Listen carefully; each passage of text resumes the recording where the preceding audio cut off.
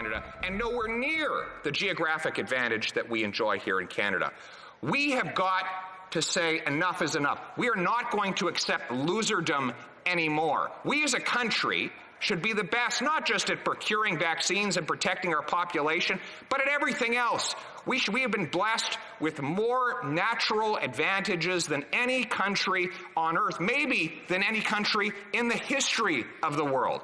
It is time for us to hold ourselves and our government to a higher standard so that we can live up to the expectations that we as Canadians for so long had and pass on to our country, pass on to the next generation, a country that is second to none. Well, of course, the member's smear is absolutely false, and most of his question was replete with factual errors. I can tell him that the 2,000 people that came to Canada from the most affected region of China after the military warned his government of a brewing pandemic in that country, none of them arrived by truck either. They all got here by plane, unless he is aware of a transoceanic bridge that they would have taken. No, they came here because his government left the borders open even after the government was spreading misinformation, dangerous misinformation, right from the get-go.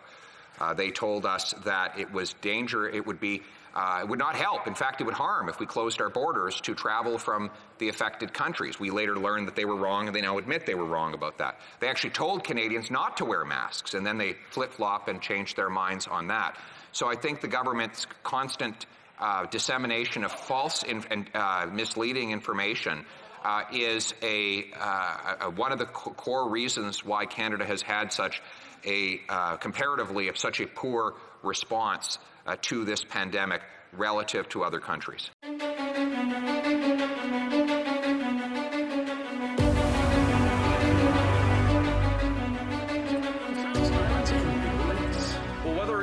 Destroy documents with the BC Liberals, the gas plant scandal with the McGuinty Liberals, or the SNC-Lavalin scandal with these Liberals, what do they all have in common? Well, it's the senior advisor to the Prime Minister, Ben Chin. That's the same Ben Chin that Craig Kielburger thanked for helping to shape the CSSG in the WE scandal. So is the Prime Minister blocking the testimony of Ben Chin because he has dirt on the Liberal elite from coast to coast to coast? The Right Honourable Prime Minister.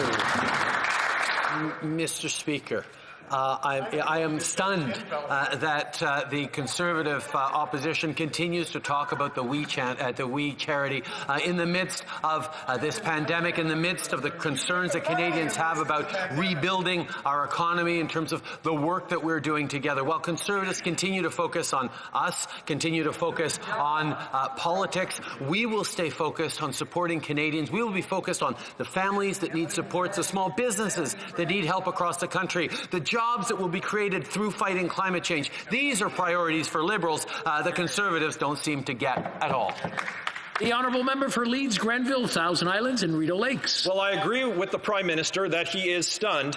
We also agree that they should be focused as a government on helping Canadians instead of helping insider Liberals. They gave $500 million to a company that gave members of the Prime Minister's family $500,000. They shut down Parliament, locked out committees, filibustered at committees. So the question is very simple. Will the Prime Minister let Ben Chin testify at committee, or is that the only job that he's looking to protect? Right Honourable Prime Minister.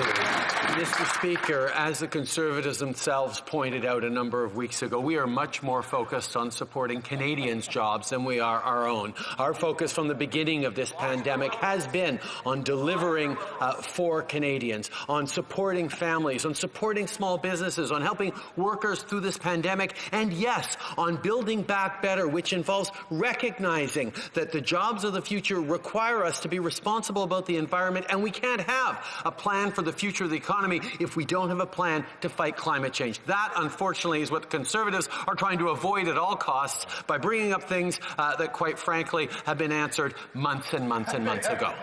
The Honourable Member for Carleton. Well, for this Prime Minister, charity begins at home.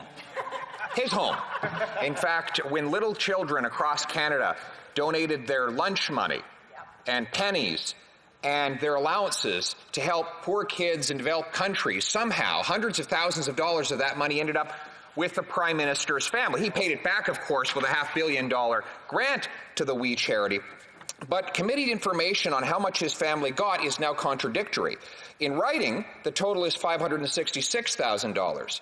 But in Kielburger testimony, it's $427,000. How much did his family get? Honourable Prime Minister.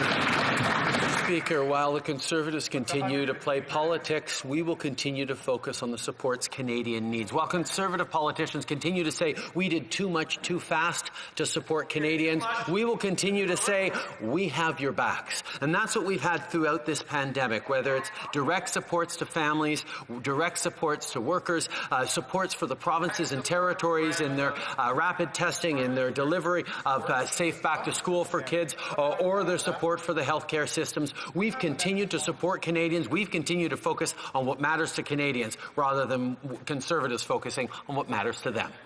Honourable member for Carleton. Have Canadians' backs. He has his hands in their back pockets, Mr. Speaker. Now, the question was whether his family got $427,000, as the Kielburgers claim, or $566,000, as the written documents suggest. Either way, it's a lot of dough. Real, serious, true dough. Now, Mr. Speaker, the question we want to find out is what did this money have to do with influencing the Prime Minister's decision to give a $500 million to this charity? Will he let his staff, who were involved in setting up this program, testify at the Ethics Committee so that Canadians can know the truth? Honourable Prime Minister.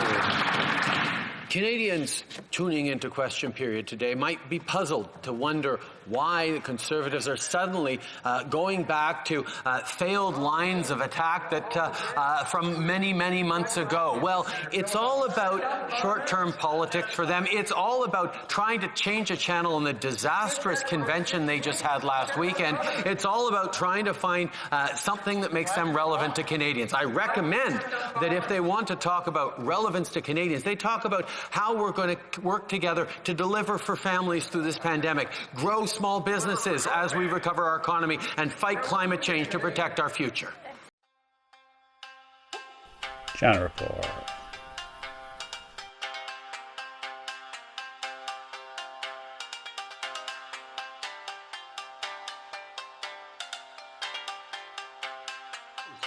Real leadership is about finding solutions, not finding excuses. With this approach, we would have never have had universal health care in our country. It takes leadership.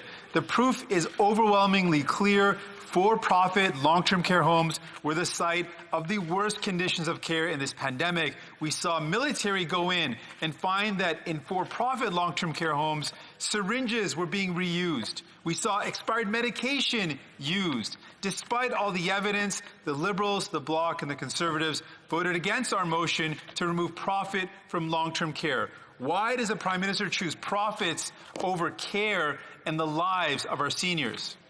The Right Honourable Prime Minister. Mr. Speaker, I can always respect someone who doesn't forget his roots, but I need to point out to the Honourable Leader of the NDP, he is no longer at Queen's Park. He is now in the federal House of Commons, where we respect provincial jurisdictions when it comes to delivering health care. We will, however, continually work in partnership with the provinces to improve outcomes for our seniors. We've seen far too many seniors vulnerable because of the long-term care situations they were in both profit and not-for-profit models. We need to make sure we're protecting all seniors across the country. That's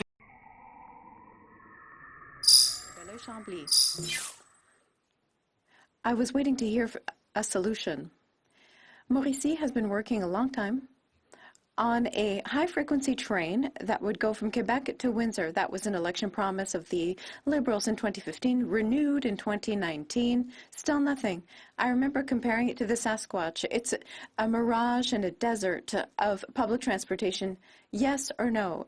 For people in Mauricie, will the high-frequency train be in the budget?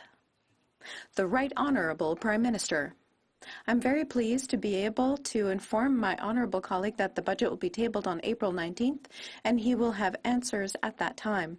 I wish to confirm that last week, or this week rather, when I was going through Trois-Rivières, I had an excellent conversation with the mayor of that town.